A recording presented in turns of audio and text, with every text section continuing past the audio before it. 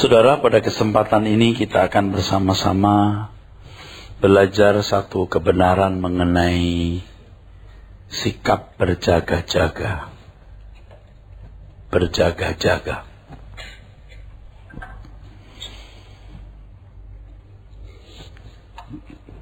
Berjaga-jaga bukanlah kalimat yang asing dalam kehidupan orang Kristen, karena kalimat ini cukup sering diucapkan di mimbar atau kita baca dalam Alkitab dan tulisan-tulisan lain. Bagi yang dari kecil sudah menjadi Kristen, sejak masih di bangku sekolah minggu, kita sudah mendengar kalimat ini berulang-ulang. Masalahnya, saudara, mengertikah kita apa yang dimaksud dengan berjaga-jaga itu? Dan apakah kita sungguh-sungguh sedang ada di dalamnya, saudaraku?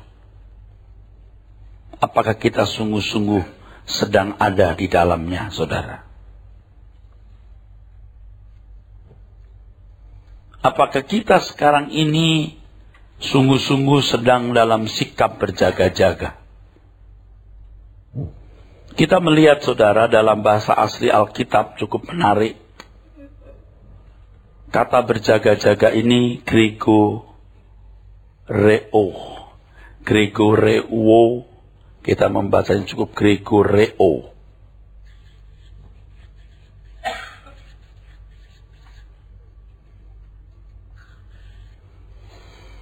Kalimat ini, saudara, muncul beberapa kali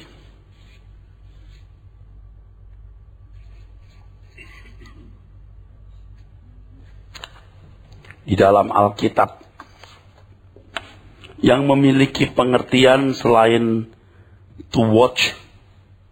Berjaga-jaga juga berarti give strict attention to. Menaruh perhatian sangat serius terhadap sesuatu hal. Juga bisa berarti alert, waspada. Be on the alert. Tetapi juga bisa berarti to take heed lest through remission and indolence some destructive calamity suddenly overtake one. Memberi perhatian dengan sungguh-sungguh supaya jangan karena suatu kelalaian maka bencana yang merusak datang menimpa. Tetapi ada satu penjelasan juga, saudara. Kata Gregoreo juga berarti be or keep awake lit. Tetap menjaga nyalanya. Seperti seorang yang menjaga nyala lilin agar tidak padam oleh hembusan angin dan berbagai faktor lainnya. Karena Tuhan mengatakan ini berulang-ulang di dalam Alkitab, maka kita harus serius memberi perhatian dan sungguh-sungguh mempersoalkannya. Kenapa kita harus berjaga-jaga? Dalam Alkitab paling tidak kita menemukan 3 alasan mengapa kita harus berjaga-jaga. Yang pertama, saudara, kita tidak pernah tahu kapan akhir zaman. Kapan hari kedatangan Tuhan. Kalau menggunakan kalimat umum, kapan kiamat. Matius 24 ayat 42, kita tidak tahu kapan Tuhan datang. Dalam hal ini, saudara, ada 2 jenis kiamat, saudaraku. Ya. Ada kiamat umum dan kiamat khusus. Kiamat umum artinya, saudara, hari di mana Tuhan mengakhiri perjalanan sejarah dunia. Ini kiamat umum. Ini yang disebut sebagai parousia, kedatangan Tuhan yang kedua kali. Ya, secara dunia diakhiri.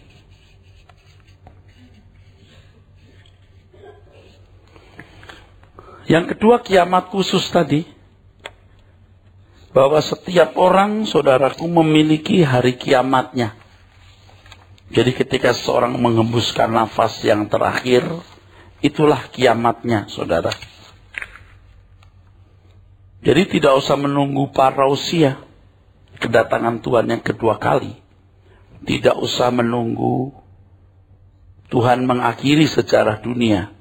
Masing-masing memiliki sejarah hidup. Masing-masing memiliki sejarah hidup yang bisa diakhiri setiap saat oleh Tuhan. Nah, pada waktu kita masih muda, pada waktu tubuh sehat, pada waktu segala sesuatu berjalan dengan baik, orang tidak pernah berpikir bahwa kiamatnya bisa mendekat. Dan terus terang, saudara, menjadi kebiasaan banyak orang hari ini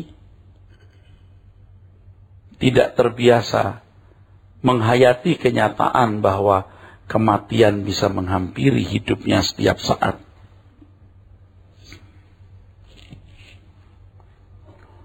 Yang kedua, saudara, sikap berjaga-jaga, saudaraku, ini berkenaan dengan ancaman dalam bentuk pengaruh jahat yang merusak pikiran atau pengajaran.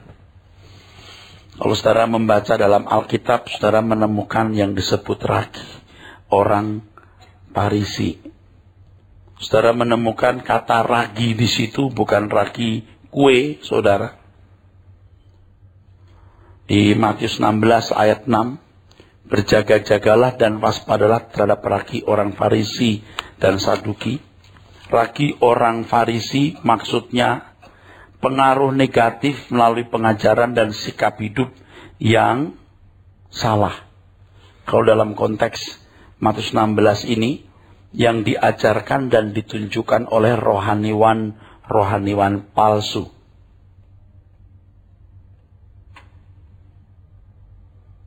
Dunia kita ini tanpa kita sadari itu memberi warna, memberi pengaruh, memberi warna, memberi pengaruh.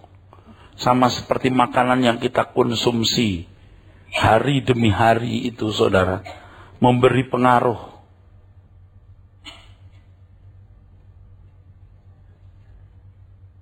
Tanpa disadari. Orang kalau pola hidupnya sembrono, ya, tahun pertama, tahun ketiga, tahun keempat, tahun ke-10, tahun ke-15, masih belum menuai apa yang dia tabur. Tapi kemudian hari dia akan pasti menuai. Itu asupan bagi fisik jasmani kita. Demikian pula dengan asupan dalam jiwa kita, saudara. Banyak orang tidak berjaga-jaga. Ia membiarkan dirinya diwarnai oleh dunia sekitar tanpa dia sadari. Iblis itu sangat cerdas. Iblis itu sangat licik, luar biasa. Jadi kalau seseorang tidak sungguh-sungguh berjaga-jaga, tanpa disadari, jiwanya diisi oleh filosofi yang tidak sesuai dengan kebenaran Alkitab, dan itu pasti sangat mempengaruhi kedewasaan rohani, mempengaruhi kecintaannya akan Tuhan, mempengaruhi kualitas wajah batiniahnya.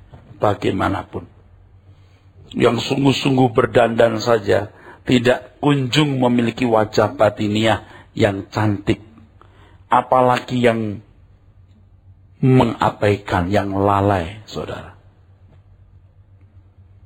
Yang ketiga, sikap berjaga-jaga berkenaan dengan usaha membuat diri menjadi kuat atau teguh di tengah-tengah keadaan sulit, krisis, dan genting. Seperti ketika Tuhan Yesus di Taman Getsemani dengan murid-muridnya, di suatu situasi yang genting, Tuhan berkata, berdoa dan berjaga-jagalah supaya kamu jangan jatuh ke dalam pencobaan. Matius pasal 26 ayat 41. Sikap berjaga-jaga di tengah-tengah keadaan yang sulit, krisis, dan genting.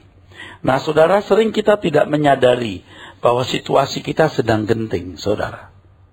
Kita tidak menyadari. Seperti orang yang tidak pernah periksa darah, ya.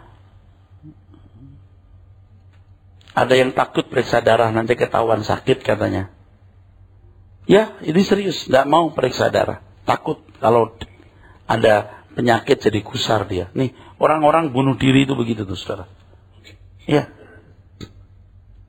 Tahu-tahu fatty liver. Tahu-tahu sudah cirrhosis. Dia tidak tahu ketika ada dalam keadaan genting.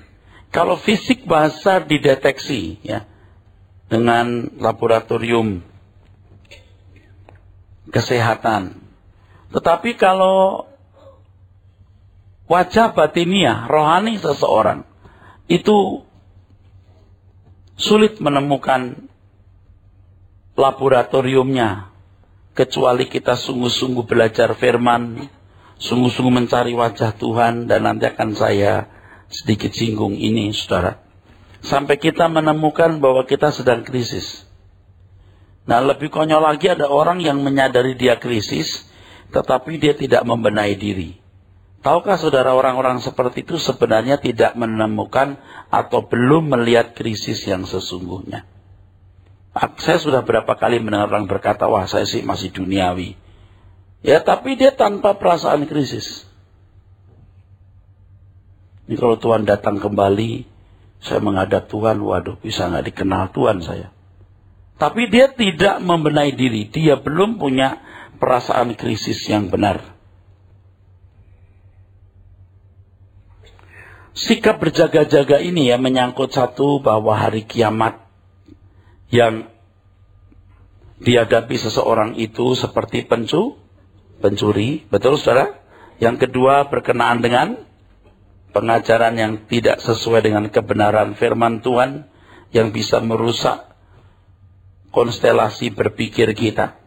Yang ketiga berkenaan dengan situasi yang krisis atau genting. Nah, itu yang saya temukan, saudara. Maka saya katakan paling tidak ada 3 ini, paling tidak. Dan berbahagialah orang yang merasa dirinya sakit. Berbahaya orang yang sakit tidak menyadari dirinya sakit. Ia pasti tidak berjaga-jaga.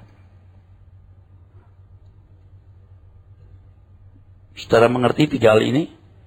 Amin. Tadi saya sudah singgung cepat etimologi kata berjaga-jaga. Kita lihat teks bahasa Yunani, Grekoreo, ya, yang punya beberapa arti. Dan kalau mau membaca lengkapnya, menjadi renungan bulan September ini. Anda akan ketemu kalimat-kalimat lengkapnya, saudara.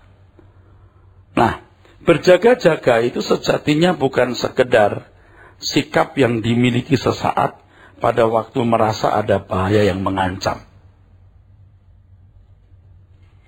Berjaga-jaga dalam konteks hidup orang Kristen bukan sekedar sikap yang dimiliki sesaat pada waktu merasa ada bahaya yang mengancam.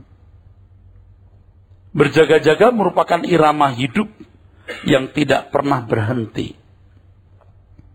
Ibarat sebuah mesin bukan hanya dioperasikan saat-saat tertentu, waktu-waktu tertentu atau di tempat-tempat tertentu, tetapi selalu bekerja setiap saat. Ibarat lilin harus dijaga agar menyala terus. Kuasa kegelapan akan berusaha membuat anak-anak Tuhan lalai dan mengabaikan hal ini, saudara. Dengan cara demikian, kuasa kegelapan dapat menyeret anak-anak Tuhan dalam trapnya, masuk dalam perangkapnya. Nah, kebiasaan kita, kebiasaan banyak orang Kristen, seakan-akan ada wilayah hidup atau saat-saat tertentu Tuhan tidak berurusan dengan anak-anaknya. Pada wilayah atau saat-saat tersebut, seorang Kristen bisa berbuat sesuka hatinya tanpa memperdulikan perasaan Tuhan. Cara hidup, irama hidup seperti ini sudah terbiasa dalam kehidupan kita, dalam kehidupan banyak orang Kristen. Inilah kecerobohan yang membahayakan, yang dapat membinasakan kehidupan iman orang percaya. Jika kebiasaan hidup seperti ini tidak segera diubah, akan mengakar, tidak pernah bisa diubah lagi, saudara. Tidak akan pernah bisa diubah lagi. Mestinya tidak ada menit di mana seseorang boleh atau bisa tidak berjaga-jaga. Ada seorang anak tanya kepada seorang bapak, "Pap, bisa nggak orang hidup suci selama 10 tahun? Papanya berpikir, cepat menjawab, "Nggak mungkin." Lalu anaknya tanya lagi, "Bisa nggak Pak kalau setahun?" Cepat juga dijawab, "Nggak mungkin, bisa." "Gimana Pak kalau 1 bulan?" Papanya berpikir lagi, lalu agak lebih lama dia menjawab, "Juga nggak mungkin." "Gimana kalau 1 hari?" Wah, lebih lama lagi nih. Merefleksi hidupnya dan lihat orang lain dengan berat menjawab, "Nggak mungkin juga. Kenyataannya nggak bisa."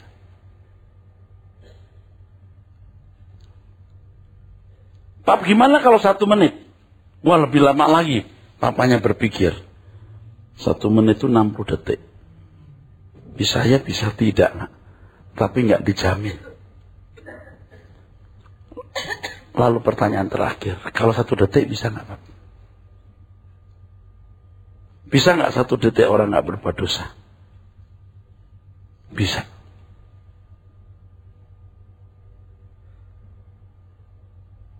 Kesucian itu akumulasi dari detik-detik yang dijaga, saudara.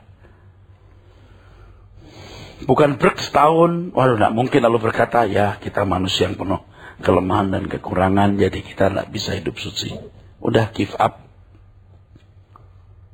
Tapi coba dimulai dari 1 detik.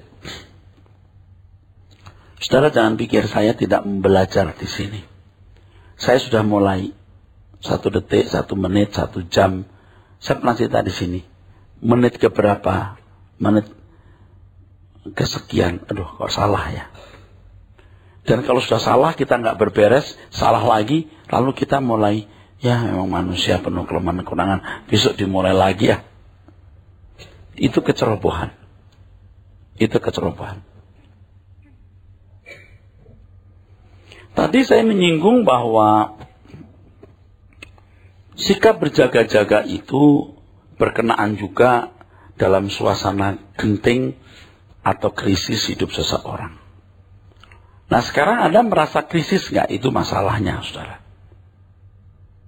Kan banyak orang tidak merasa krisis, kenapa? Karena ia tidak mengenal dirinya dengan benar. Dia tidak mengenal target yang harus dicapai sebagai anak Tuhan. Itu masalahnya. Sehingga ketika menjalani hidup dari hari ke hari, dia merasa bahwa dia tidak perlu bebenah. Kalaupun bebenah nantilah ada waktunya. Saudara, kita harus memiliki perasaan krisis. Dan ini penting untuk diketahui. Dan penting untuk dipahami benar supaya kita lakukan.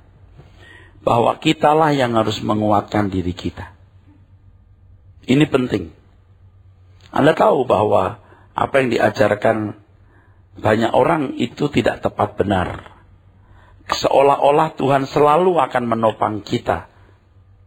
Seolah-olah Tuhanlah yang menopang supaya kita tidak bersalah.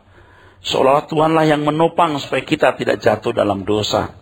Seakan-akan Tuhanlah yang menopang supaya kita bisa hidup suci dan tidak menyimpang ke kanan atau ke kiri.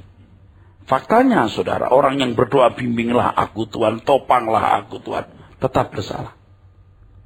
Nah, satu hal yang kita harus tahu bahwa berjaga-jaga itu tanggung jawab kita.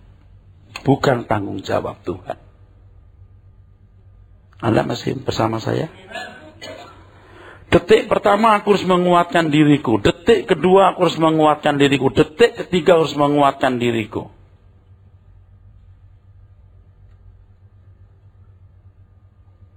Aku harus kuat. Aku memilih kerajaan surga. Aku memilih apa yang kudus. Aku harus membuka telingaku untuk mendengar kebenaran. Aku tidak boleh terpengaruh oleh suara dunia. Itu udah detik pertama, detik kedua, detik ketiga, saudara. Saya serius belajar. Dan ternyata tidak mudah, saudara. Tidak mudah. Tidak mudah. Tetapi ini akan menjadi masukan yang punya arti penting, akan sangat signifikan kalau saudara dengan rendah hati menyambut dan menerimanya, saudara. Jadi, dari detik 1, detik 2, detik 3. Jangan mimpi dari 1 jam pertama, jam kedua. Terlalu jauh, terlalu lama. Udah keburu bikin salah. Dari detik pertama, detik kedua, detik ketiga. Sampai akhirnya, kita bisa memiliki satu penghayatan. Dan ini penting untuk kita miliki semua, saudara. Penghayatan bahwa kita selalu ada di hadirat Tuhan.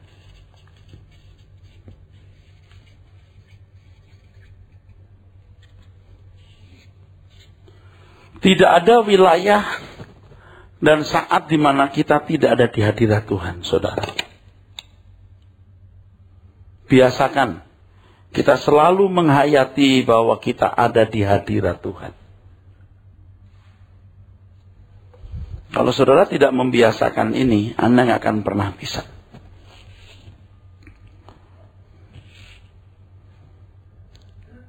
Selalu menghayati saya ada di hadirat Tuhan.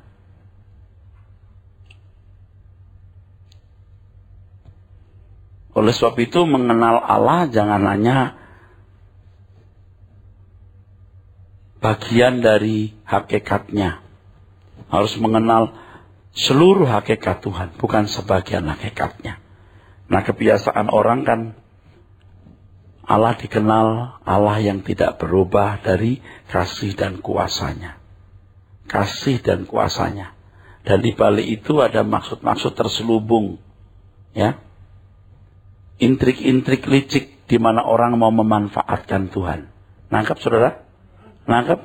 Tapi kenali bahwa Allah Maha Kudus. Allah menghendaki, Allah menuntut umatnya untuk kudus seperti Dia kudus. 1 Petrus pasal 1 ayat 16. Kuduslah kamu sebab aku kudus. Ayat 16 dan 17 mesti dibaca. Baru kita menghayatinya. Demikian firman Tuhan. Sebab ada tertulis, kuduslah kamu sebab aku kudus. Dan jika kamu menyebutnya Bapa, yaitu Dia yang tanpa memandang muka, menghakimi semua orang menurut perbuatannya, maka hendaklah kamu hidup dalam ketakutan selama kamu menumpang di dunia ini. Ya. Ada kalimat yang kita akan pelajari, ayat 13. Baru kita akan baca ayat berikutnya, saudara. Sebab itu siapkanlah akal budimu, waspadalah dan letakkanlah pengharapanmu seluruhnya atas kasih karunia yang dianugerahkan kepadamu pada waktu penyataan Yesus Kristus. Ya. Terus jangan turuti hawa nafsu pada waktu kebodohanmu. Oke? Pasti ini pada waktu orang tidak menyadari ia ada di hadirat Tuhan. Coba ulangnya 13 pelan-pelan. Sebab itu siapkanlah akal budimu. Siapkanlah akal budimu. Siapkanlah akal budimu. Siapkanlah akal budimu. Waspada terus. Gregoreo terus, berjaga-jaga terus, siapkanlah akal budimu, yang nanti akhirnya saudara, tanpa konsentrasi kita sudah terbiasa. Jadi irama, oke? Jadi irama. Jangan hanya pada waktu-waktu tertentu. Ada seorang ponakan teman saya yang pada waktu jalan-jalan ke Pantai Sanur di Bali, tiba-tiba ini anak kecil, umur belum 4 tahun, 3 tahun setengah atau 4 tahun gitu. Tapi udah sekolah minggu rajin. Waktu jalan-jalan di Pantai Sanur itu dikisi dalam nama Yesus. Dalam nama Yesus. Omnya tanya, kenapa kamu? Ada orang telanjang. Kan banyak perempuan telanjang yang diurut waktu itu, waktu zaman itu. Bisa loh, dalam nama Yesus. Jadi anak kecil sudah tahu telanjang itu jorok. Nggak boleh telanjang-telanjang di luar begini. Terus dalam nama Yesus. Itu setan itu. Apakah hanya ketika di jalan-jalan di Pantai Sanur dalam nama Yesus? Bahaya kan bukan hanya lihat ada perempuan terbuka lagi diurut. Dimanapun juga ada bahaya. Sudah ngerti? Nah, anak kecil itu begitu. Tapi lumayan loh anak kecil begitu. Banyak orang tua malah seneng. Coba anak kecil punya alert begitu, saudara. Lumayan itu. Orang tua malah sengaja ngelihat. Gak perlu pakai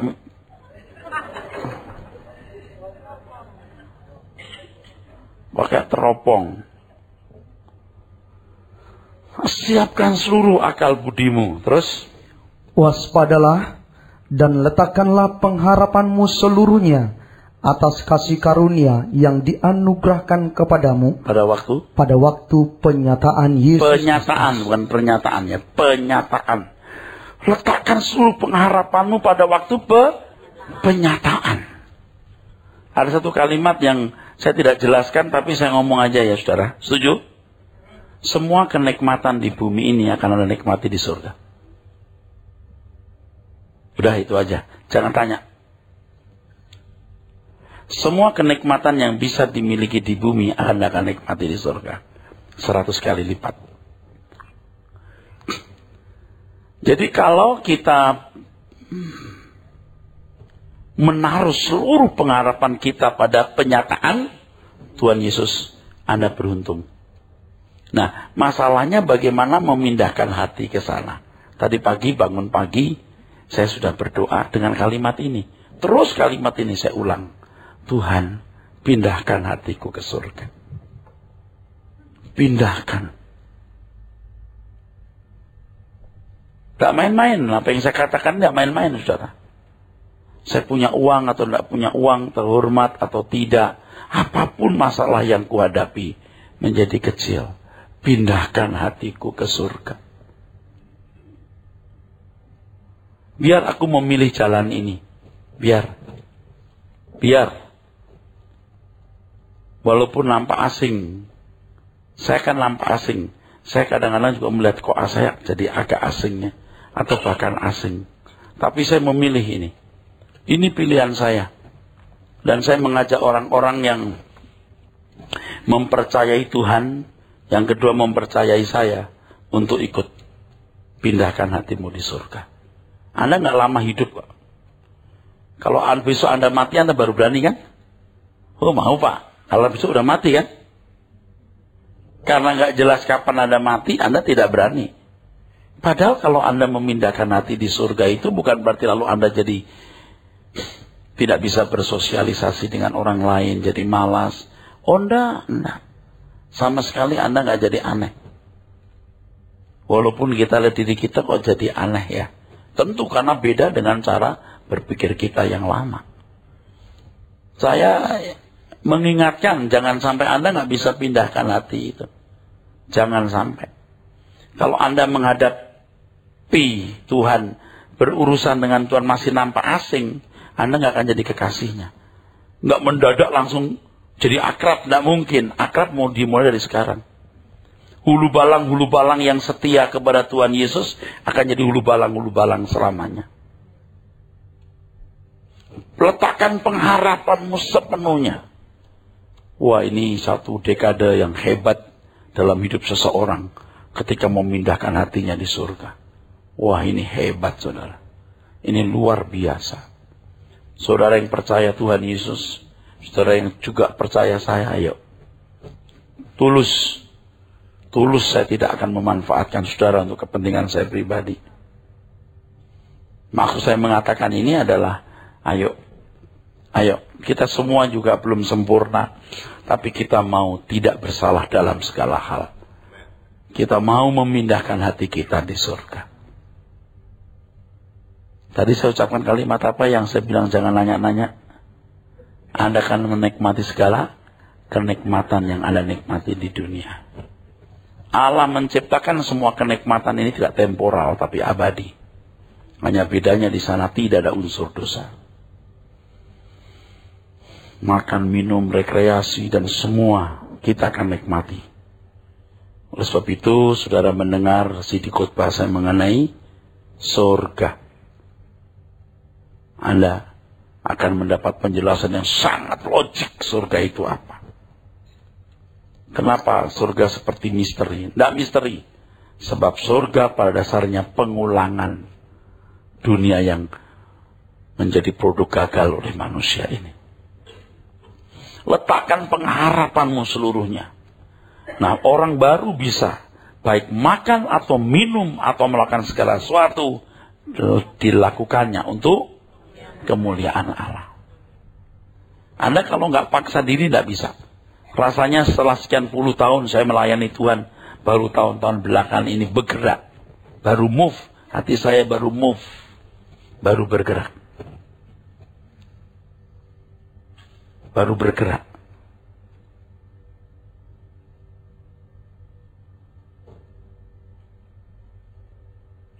Ini bukan sekedar khotbah, saya sharing. Saya berbagi, saya mengajak saudara. Letakkan pengharapanmu seluruhnya pada penyataan. Itu anugerah Tuhan. Ulangi kalimat itu.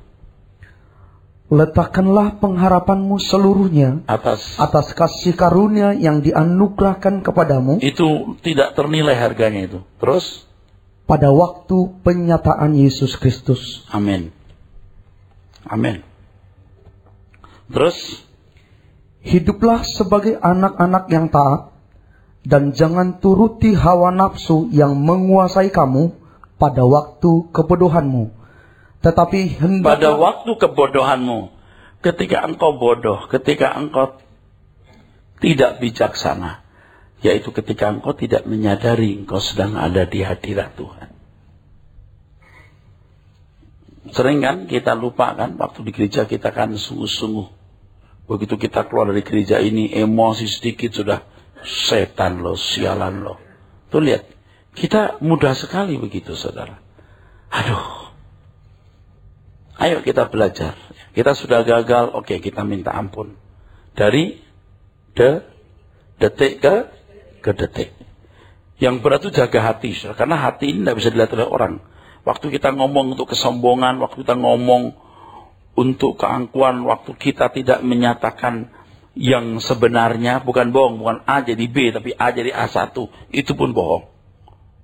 Nah itu, jaga ini saudaraku. Jaga ini. Kita mesti marah. Boleh, marahnya 6 aja, jadi 9. Nah itu salah. Mestinya 6, karena kita takut mau kumpul di 3. Salah. 6. Begitu. Masih bersama saya? Terus baca. Tetapi hendaklah kamu menjadi kudus di dalam seluruh hidupmu. Terus. Sama seperti Dia yang kudus yang telah memanggil kamu. Sebab ada tertulis, kuduslah kamu sebab aku kudus. Kekudusan Tuhan bukan kekudusan sesaat. Bukan kekudusan di waktu-waktu tertentu. Tapi kekudusan yang konstan saudara. Yang konstan, saudara. Tentu kekudusan di sini tidak diukur dengan perbuatan baik, tapi diukur dari hal ini. Sekarang saya ngomong lagi. Amin. Ini berarti suatu kewaspadaan untuk mengoreksi diri, apakah seseorang tetap ada di dalam kebenaran. Kebenaran di sini maksudnya adalah kehidupan yang sesuai dengan kehendak Allah. Tadi pagi saya sambil olahraga, Saya hampir tiap hari olahraga, hampir. Di luar kota pun saya bawa sepatu olahraga. Pagi-pagi udah jalan, hampir 1 jam. Berkilo-kilometer. Sampai hampir terlambat saya ceramah. Akhirnya ojek saya. Udah gak cukup waktunya, kejauhan saya jalan. Waktu sambil olahraga begitu, saya dengarkan orang khutbah dari live channel. Dia bicara soal kebenaran. Tetapi dari apa yang dikatakan saya menangkap. Dia gak tahu apa itu kebenaran. Apa sih kebenaran itu? Kebenaran itu dengan kata lain, saudara, sesuai dengan kehendak Allah. Dengan bahasa yang lebih pasaran, tapi lebih menyentuh maunya Tuhan. Kebenaran itu sama dengan kehendak Tuhan, maunya Tuhan. Bukan sesuai dengan hukum. Jadi orang baik melakukan hukum moral yang baik. Itu belum kebenaran.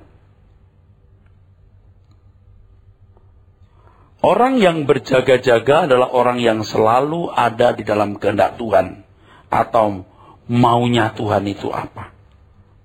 Nah, masalahnya untuk mengerti maunya Tuhan, itu hal yang tidak mudah.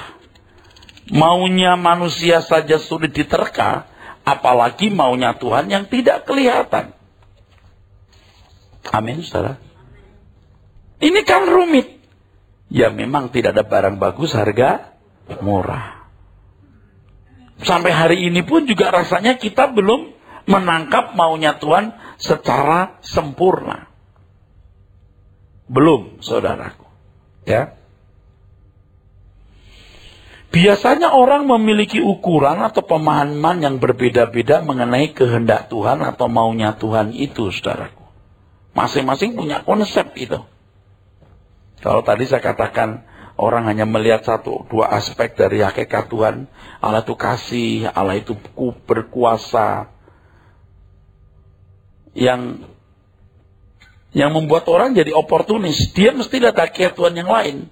Tuhan itu juga Allah yang menuntut kekudusan. Tadi dikatakan, kuduslah kamu sebab aku kudus. Sehingga berurusan dengan Tuhan bukan karena sekedar kita membutuhkan kasih-Nya dan membutuhkan kuasanya. Bahkan cara Allah mengekspresikan kasih-Nya pun juga berbeda-beda, saudara. Prinsipnya sama, tapi cara ekspresinya bisa beda.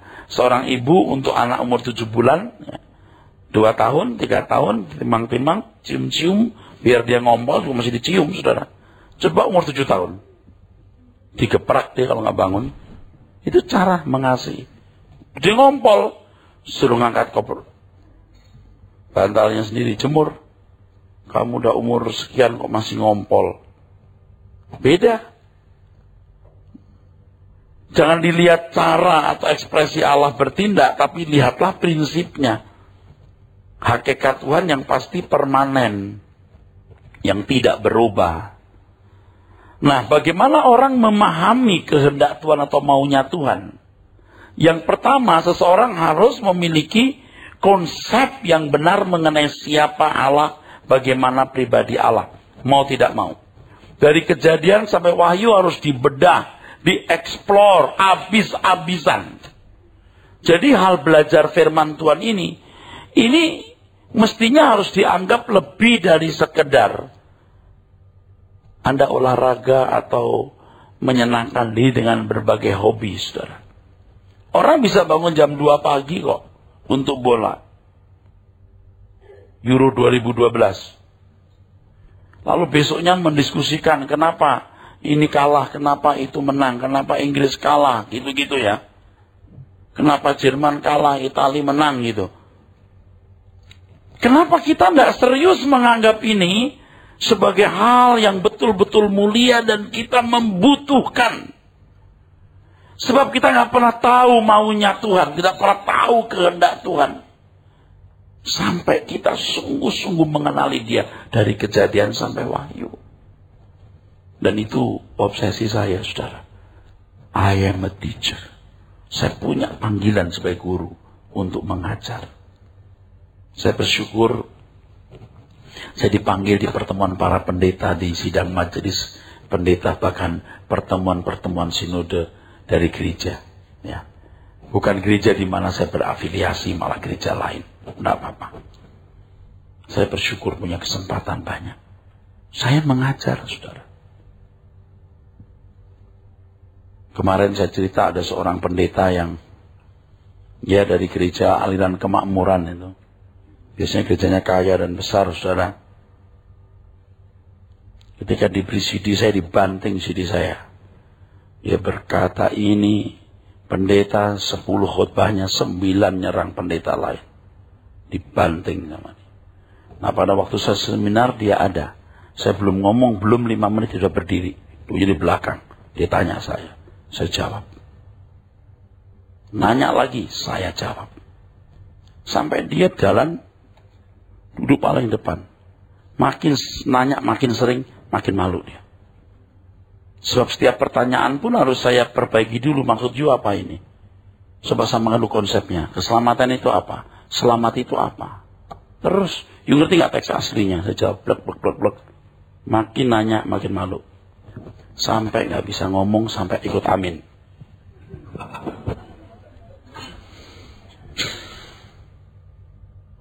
Kamu itu pendek otakmu itu. Kamu gak belajar. Dari pengusaha jadi pendeta. Bukan gak boleh. You mesti belajar dulu. Lalu saya katakan di pertemuan pendeta-pendeta itu, saudara, memang saya sudah sering mendengar bahwa saya dikatakan nyerang pendeta lain. Saya bukan nyerang, saudara. Saya frustasi. Kenapa? Karena salah ajarannya. Ada berkata menurut saya, yuk kita duduk. Kita lihat verifikasi Alkitab. Dengan logika dan nurani yang baik, you akan tahu. Ya kalau saya melukai saudara, saya minta maaf. Gitu saya. Diam dia. Akhirnya acara KKR. Mestinya untuk jemaat, dia datang. Dulu di tengah-tengah jemaat. Wah berarti dia pengen dengar. Nah ini obsesi saya. Saya rindu Tuhan. Dan tentu di balik obsesi saya merasa punya panggilan saya mengajar. Makanya saya belajar terus. Persiapan khotbah terus. Dari pagi bangun berdoa, ngetik, lalu pergi Kelapa Gading. Ada seminar itu saya pulang lagi, saya ngetik lagi sampai sore. Ya gitu. Pagi bangun doa olahraga lalu ngetik. Masih keringetan, masih ngucur tuh, ganti baju, buang, ganti baju lagi. Kan walaupun udah selesai olahraga, keringat masih mengalir, saudara. Masih kerja terus tuh kayaknya badan kita. Terus ngetik lagi, belajar lagi. Karena ini akan sangat menentukan kemampuan saudara mengenali kehendak Allah. Amin. Yang kedua, bagaimana seseorang, saudara sekalian, bisa memahami dan melakukan kehendak Allah? Konsep mengenai Allah harus benar. Yang kedua, kemampuan masing-masing menguasai pikiran dan dirinya sendiri.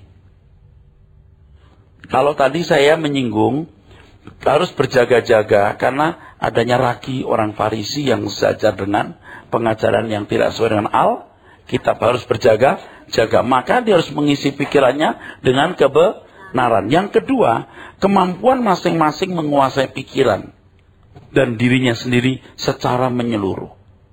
Berjaga-jagalah kamu, supaya kamu jangan jatuh dalam pencobaan. Jangan dikit-dikit, Tuhan kuatkan aku. Tolong aku tidak bersalah, tetap bersalah. Tolong supaya kuat, tidak ragu-ragu, tidak bimbang, tetap bimbang. Kuatkan hatimu sendiri, jangan kamu bimbang.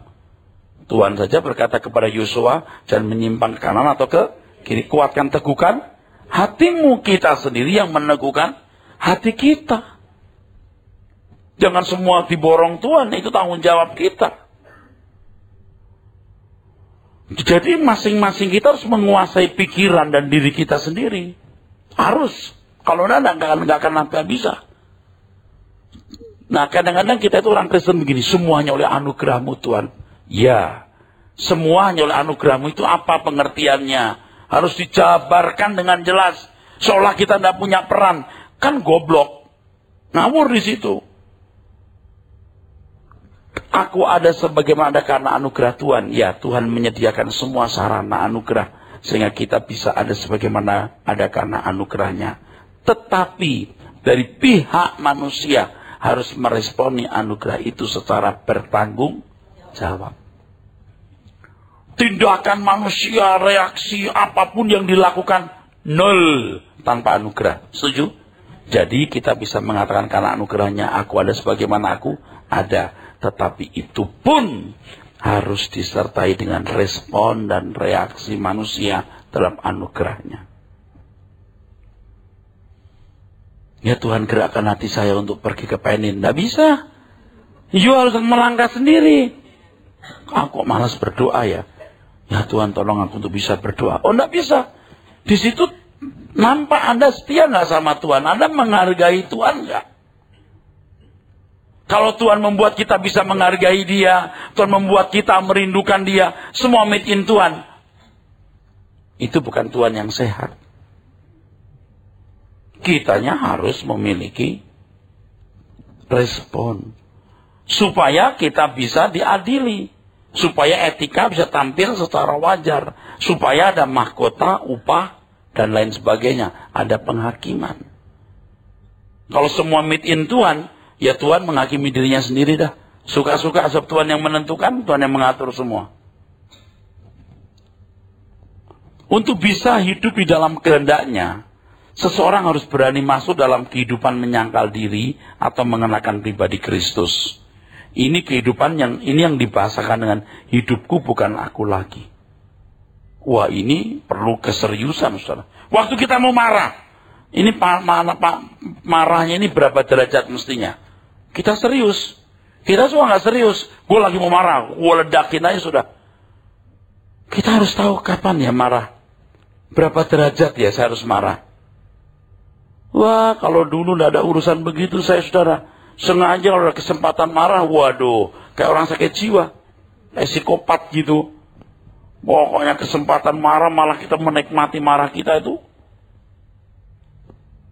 Kalau bisa teriak sekeras-kerasnya. Puas. Sakit jiwa gitu. Anda mengerti maksud saya? Nah, untuk ketepatan ini kan kita harus serius menjaga diri. Hidupku bukan aku lagi, tapi Kristus yang hidup dalam aku. Waduh, saudaraku. Ini perlu keseriusan seseorang untuk berlatih. Kalau tidak berlatih, tidak bisa. Nah, kenapa kita lamban bertumbuh? Karena kita nggak pernah berlatih dengan serius. Apalagi kalau kita merasa sudah jadi orang baik. Lengkaplah sudah kerusakannya. Memang Anda baik di mata manusia. Tetapi program Tuhan itu saudara dan saya sempurna. Saya ngomong ini bukan sebagai orang yang baik. Justru saya mewarisi DNA dan karakter yang buruk dari keluarga saya.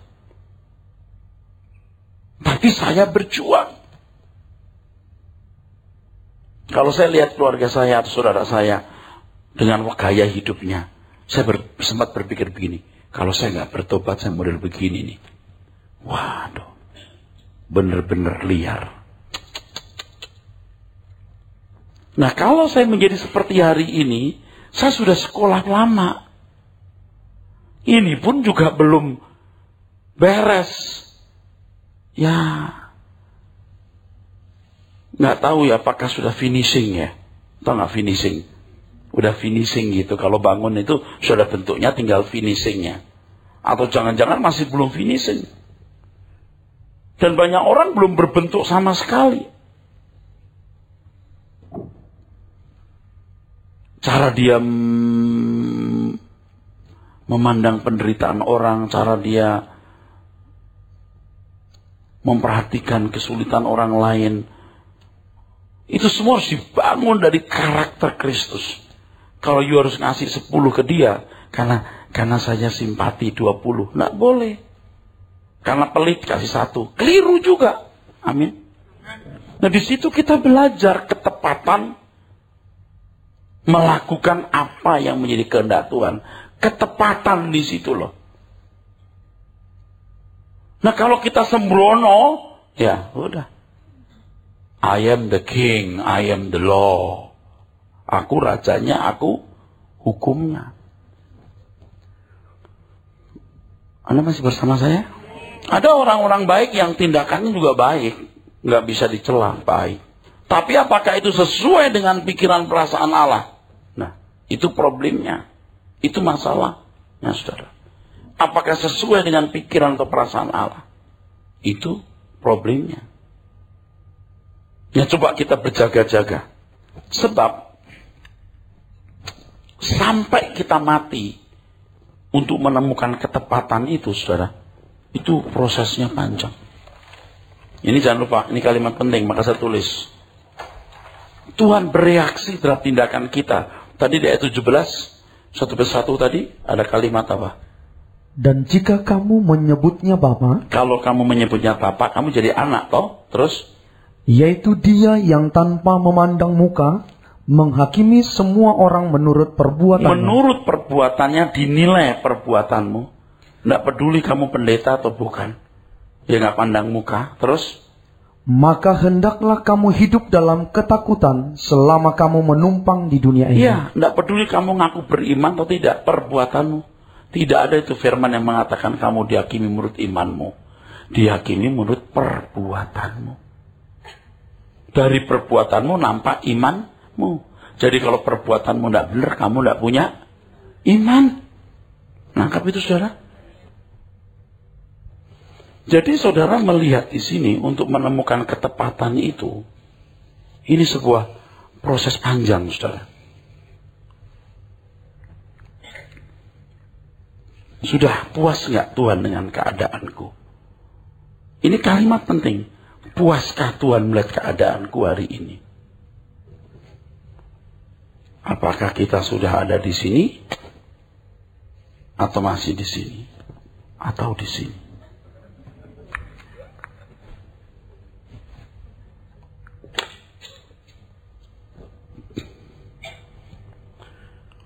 Pemberitaan firman seperti ini kan hanya mendorong saudara punya motivasi itu saja. Dan sebenarnya ini belum menjawab betul. Karena apa? Kebenaran batiniah itu tidak bisa dibahasakan lengkap, saudara. Tidak bisa. Masih banyak yang ganjel di belakang saya ini. Yang saya nggak tahu gimana ngomongnya. Apalagi saudara yang sudah lama punya konsep salah. Bisa nggak nyambung, nggak cun. Frekuensinya bisa nggak pas. Kecuali saudara ikut terus sampai frekuensinya nyambung, pas. Saudara mendengar kalimat, kita harus menghayati selalu ada di hadirat Tuhan. Itu pun jadi kata-kata kosong kalau saudara memang tidak punya keseriusan untuk memuaskan hati Tuhan. Ya, nggak ada artinya. Tidak punya makna yang kuat. Tetapi kalau saudara rindu sungguh-sungguh mau bertumbuh, mau menyenangkan Tuhan, kalimat tadi itu berarti sekali.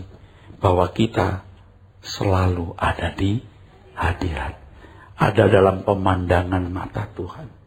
Bukan hanya ucapan kita yang bisa didengar. Dan sikap kita yang bisa dilihat. Tetapi juga suara hati. Renungan hati. Gerak pikiran kita. Semua kebaca, kemonitor. Bisa dimonitor oleh Allah. Nah, baru kemudian saudara, kalau orang sudah berjaga-jaga, saudara, menyadari kegentingan hidupnya, krisis hidupnya, berkenaan dengan keberadaannya di hadapan Tuhan. Kalau orang sudah berjaga-jaga berkenaan dengan input yang bisa merusak konstelasi berpikirnya, maka dia mencari firman baru. Dia tidak peduli kapan Tuhan datang. Karena dia siap. Dia tidak takut. Tetapi kalau tidak, firman Tuhan mengatakan, kedatangan Tuhan menjadi seperti jerat. Kedatangan Tuhan menjadi seperti jerat. Mestinya bukan seperti jerat. Itu saat yang sungguh-sungguh kita tunggu-tunggu. Waktu yang sungguh-sungguh kita nantikan. Maka pindahkan hatimu di surga. Oke, Tuhan berkati. Amin.